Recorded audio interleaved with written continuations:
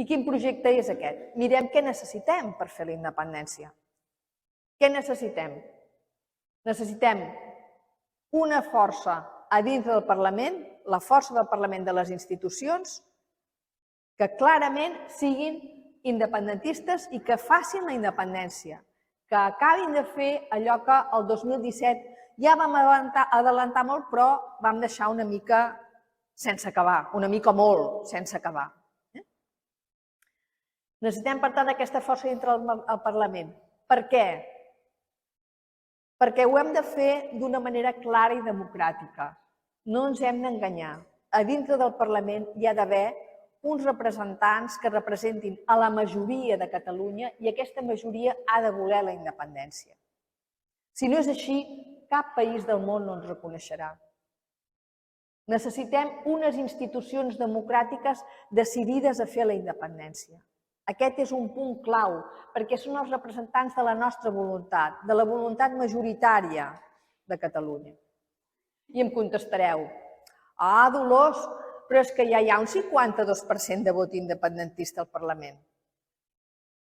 O no m'ho direu, perquè ja tots penseu, aquest 52% ja veig que fan així.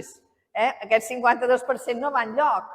Vam començar molt bé dient que sí, que culminaríem la independència aquesta legislatura i al cap de 2 dies ja aprovem pressupostos amb els socialistes. No anem enlloc així. I per tant ja veiem que això no porta enlloc. Necessitem per tant una força i una gent decidida a fer la independència a dintre del Parlament. Amb això sol n'hi ha prou? No. No. Hi ha d'haver nosaltres, la gent de l'Assemblea i la gent mobilitzada del país, a fora, al carrer, embolcallant el Parlament per poder fer aquesta independència. Però som nosaltres mateixos, els nostres vots, donant aquesta veu a dintre del Parlament i l'activisme a fora, donant recolzament a les mateixes idees que són a dintre. Ja sabem com es fa, perquè el 2017 ja ho vam veure com es feia. Fem-ho, de vegades això ho diu en Josep Costa, diu, el que vam fer estava tot bé. L'únic és que vam algunes coses que no vam fer, que les hauríem d'haver fet. Doncs acabem-ho de fer, fem això, fem aquest simbolisme, baixem la bandera espanyola, aixequem la declaració d'independència, fem els decrets d'implementació, aprovem la llei de transitorietat i fem tot el que és el traspàs i, evidentment, demanem el reconeixement internacional i si l'estat espanyol no ens reconeix, doncs poder s'haurà de fer una declaració de conflicte, contactem amb Nacions Unides, demanem potència protectora internacional i, evidentment, comencem a exercir el que és tota la influència i tota la dominació del territori i el nostre propi ordenament jurídic. Això és el que hem de fer.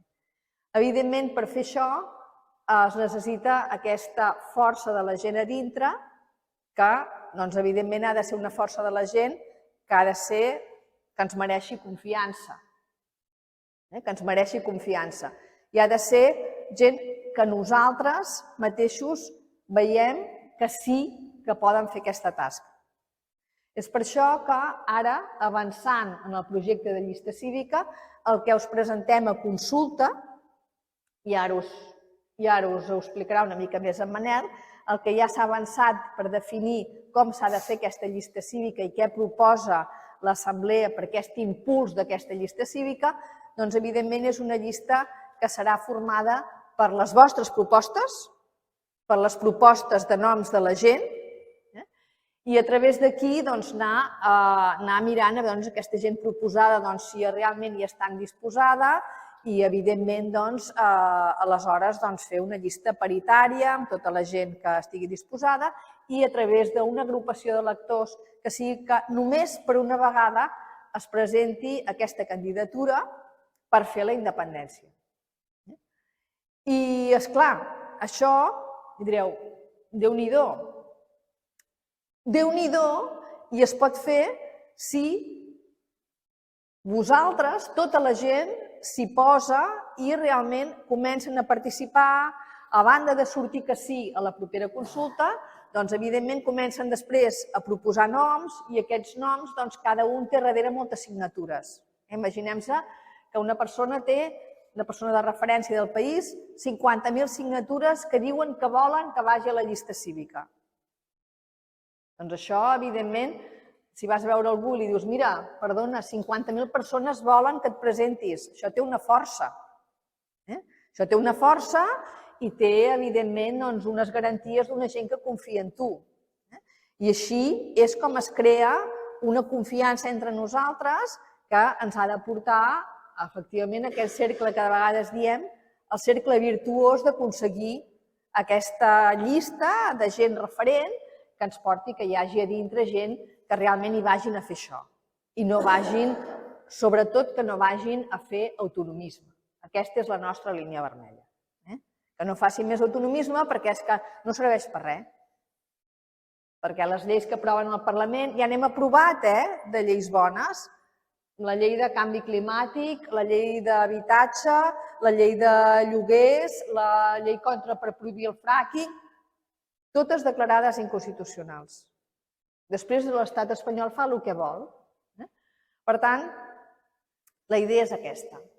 Ara ja s'ha treballat en aquest projecte de llista cívica, s'ha fet una pàgina web on s'explica el disseny d'aquesta llista cívica, el projecte, s'explica com es participarà per part de la gent, també es farà a través d'aquesta mateixa pàgina web, i s'explica el codi ètic, el que se'ls demanarà als candidats i candidates, s'explica com es farà aquesta llista cívica i, per tant, del dia 1 al 14 de març, els socis i sòcies podran votar si volen que aquest projecte tiri endavant o no, amb unes informacions clares sobre de què parlem quan parlem de llista cívica. I si és que sí, si surt que sí, immediatament aquesta pàgina obrirà les pestanyes de participació a que efectivament puguis participar. O sigui, ara les podrà veure, es pot veure a la pàgina, però no es pot participar, no es poden posar els noms, perquè encara no està engegat el projecte, depèn d'aquesta consulta als socis i sòcies. Però si és que sí, ja immediatament es podrà començar a proposar noms i a participar. Es podran proposar fins a 5 noms i jo de vegades en aquestes xerrades ja dic, i penseu-los ja, perquè realment han de ser homes i dones, referents alguns nacionals, d'altres potser més de territori, i realment fins i tot es pot, ja quan surti que sí, plantejar els coordinadors, ens agradaria que es convidés a xerrar a tal persona, a tal altra, perquè potser seria bona per la llista cívica. O sigui que això generarà tota una sèrie de moviment al país, efectivament, per crear aquesta llista cívica i per fer aquesta recerca de noms que siguin les persones que ens mereixin tota la confiança.